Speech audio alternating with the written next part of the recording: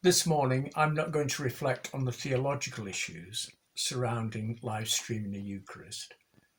That is for another time, another place, once the dust has settled. But once we were told that our churches were to close for worship, we decided that we would offer a Eucharist each day during the pandemic, and that this would be live streamed on our Facebook page. It became apparent that people were turning up in numbers, not just our regulars, but people from other churches and denominations, people who had not been to church for some time beginning to re-engage with us, people who once came to our church and are living far away, and also some brand new people. It was a mission opportunity. It was also apparent that people wanted to engage with what was happening, not just being observers, but being participants, for example, exchanging the peace. And this led to a problem: the language we use. The Eucharist is written for when we're all in the same room, and there are forms and rubrics available for a priest to say the Eucharist alone.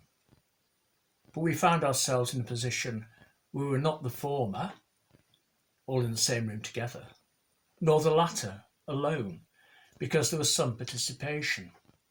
So a hybrid language has developed. We also decided that we would cut the sermon from the morning Eucharist.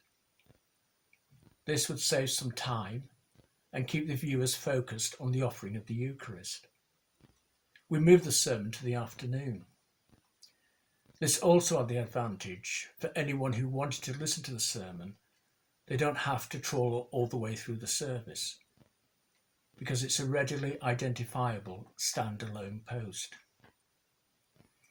And also, it meant that we could offer an appropriate length sermon, not one that's been abridged or a short homily. So, what does the future hold? One question I've asked, not just about the Eucharist, but about everything else that we have done or offered during the lockdown, is: what is our exit strategy? And clearly, there are things that we are currently doing that will cease, and rightly so. And there are other things that we'll probably want to keep, and some that will be pressured into keeping.